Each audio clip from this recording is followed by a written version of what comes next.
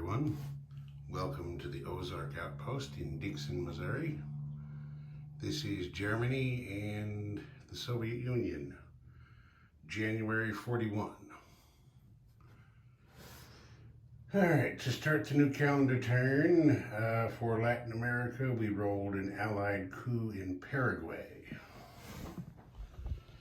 And you may or may not remember, Paraguay,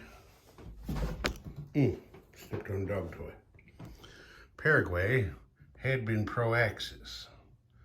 So the Allied coup removed that and it's back to neutral now. So that was how we started out.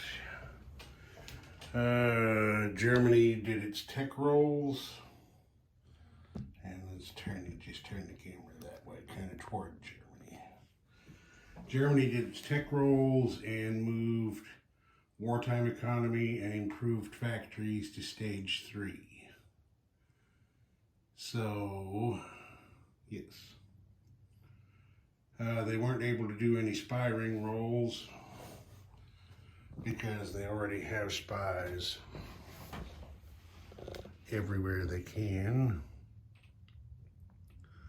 We'll just give you a look at the overall spy situation here. There we go. They did do a counter espionage roll, but they missed.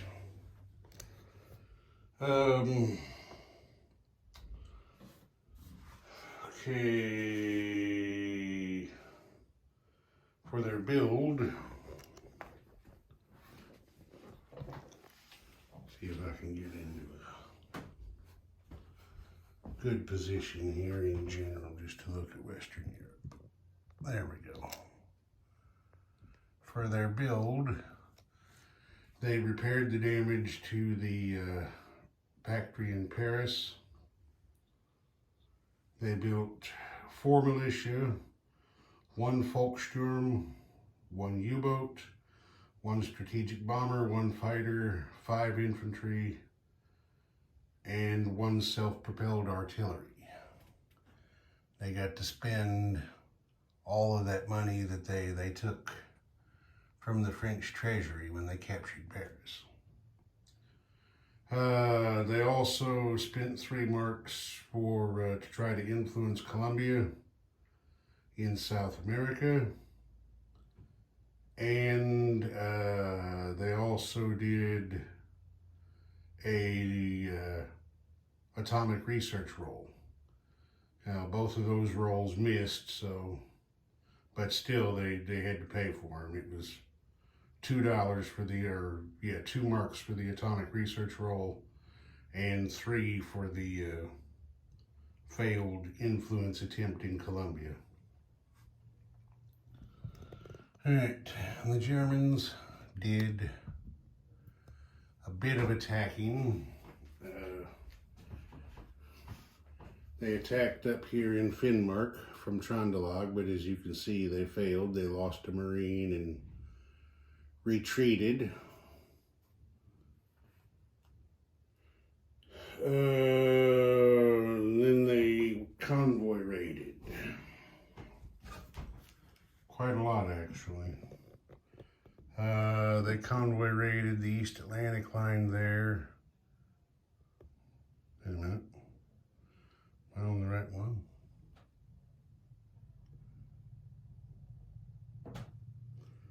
East Atlantic line. Well, what did I get wrong there? Oh yeah, that is the East Atlantic line. They convoy raided the East Atlantic line right there for no damage. They also have a U-boat over there that hit the Indian Ocean line for no damage. The Mediterranean line, they took 3 pounds off the Brits there.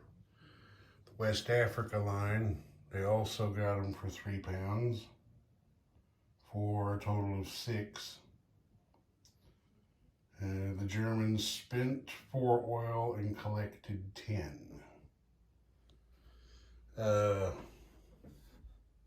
Argentina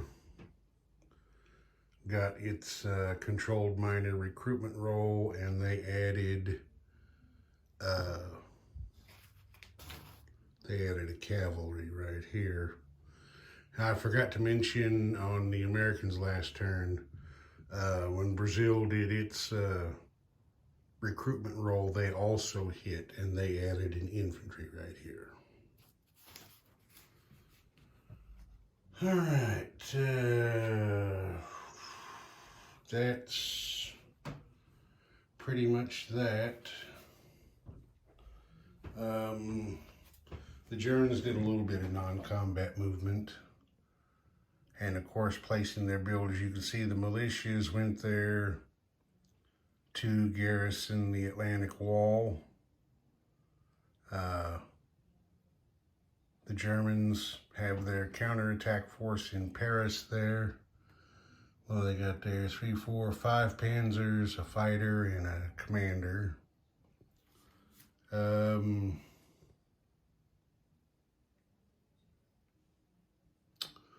They put a Volkssturm, which is just a home territory German militia, there in Western Germany. Moved an infantry down. And then they moved some stuff east, as you would imagine. There's their SS Panzers in East Prussia. They moved some more Panzers to West Poland. Warsaw got too crowded, so I had to go to a card. So there you can see, well, you can kind of see. Sometimes these black pieces are a little hard to make out what they are. But in Warsaw there, they have a commander, 2 fighters, 3 infantry, 4 panzers, and 1 mechanized infantry, and 1 artillery. I'm replacing these artilleries. They were out of box Axis and Allies piece I used for quite a while, but they look too much like the anti-aircraft artillery that I have, and they're just awful damn hard to see. I mean, where that thing is sitting, there's a U-boat conning tower on that task force card. You put that artillery down there on top of it, and I'm having a hell of a time seeing it. So anyway, that's what's in Warsaw.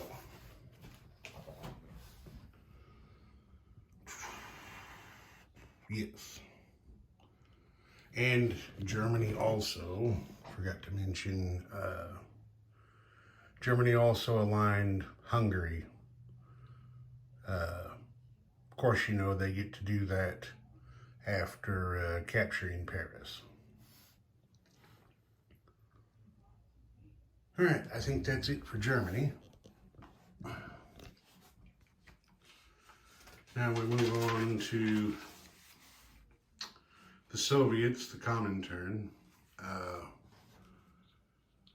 The Soviets did their tech rolls. They completed long-range aircraft, and they moved wartime economy to stage 3. They weren't able to do any spy ring rolls because they don't have any open slots. They did a counter-espionage roll but missed. You can see there the MI6 has a spy in Moscow. Everybody else there is doubled, as you can see. All right, for their build, the Soviets, Stalin and the boys, built 3 tanks, 5 infantry, and 1 militia. They also spent 3 to try to influence Central America. You may remember a while back, one of the random events was a Soviet coup in Central America. Well, what that Soviet coup marker does is it lets the Soviets, instead of just being able to spend 1 ruble for Latin American influence and having to hit on only a 1, they can spend up to 3 rubles for influence. And of course, you know, if you spend the 3, then you're rolling for a 3 or less. But they tried that and missed. They also spent 2 on a nuclear research roll and missed it. The Chicoms had 10 to spend, so they bought 2 mountain infantry and a militia. And we're pointed the right direction over here anyway. The Soviets, continuing their offensive against the Japanese in the Far East, captured Western Manchuria with an unopposed attack from northern Manchuria, liberating this territory for the Chicoms and adding to their income. The Soviets also took their submarine here in the Sea of Japan and decided to raid the Home Islands line there, going from China. Actually, no, I don't think I could do that. No, I could not do that. I missed because this convoy line is now closed because the Chicoms hold Rihe. So, never mind that.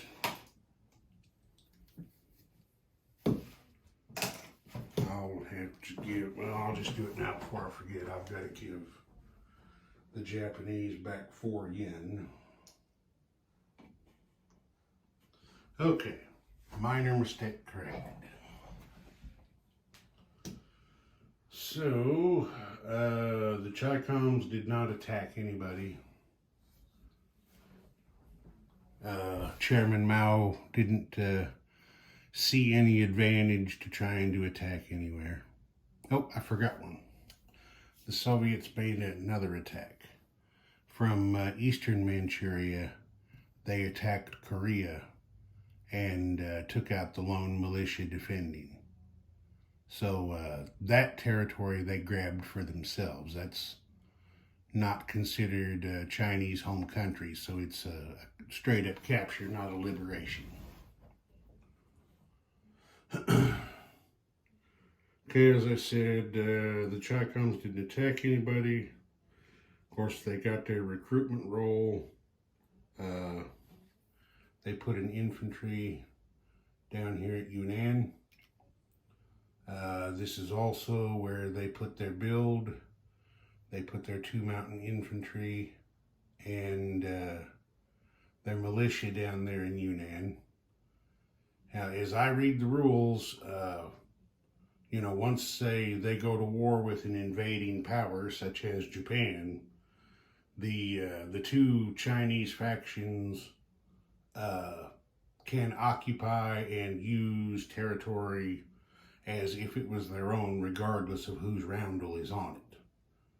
So they could place their build in a territory with a nationalist roundel. They can also place a militia in there. And they did strategic rail and river movement to move their elite infantry who had been up here in the north. They got him down there to Yunnan, and their commander moved down there. Of course, their commander doesn't count against rail capacity. He can rail overland any distance without using any capacity. So they've moved those down there. They also put their infantry they recruited, they put down there in Yunnan. Okay, looks like that's that for there. The Soviets, nothing too fancy. They put their 3 tanks there at Kursk. They put 1 infantry each at Smolensk and Kiev. The other 3 infantry went to Moscow. And the militia went to Lithuania. The Germans building up there a little bit in East Prussia, so the Soviets at least try to throw a little something else in their path. All right, Soviets spent 2 oil and collected 7. And then they collected a hell of a lot of money. They did their sleeping bear roll. They got a 6. So that bumped them up to 30 on the income chart there. Plus their conquest income is up to 5. And then they got their bonuses. They got all of their wartime income bonuses. So the Soviets collected, plus they're still collecting the extra 3 for Molotov-Ribbentrop. So the Soviets got 46 rubles to put in the bank. And then the Chi-Coms collected 11. 9 for their income, you see them there. And then they get a +2 for having a territory adjacent to Soviet home country. So you can see there the Chi-Coms are just 4 away from that magic 13 to evolve to a major power. And KMT better be worrying about that a little bit. All right, that'll do it for this one. Ozark Outpost, over and out.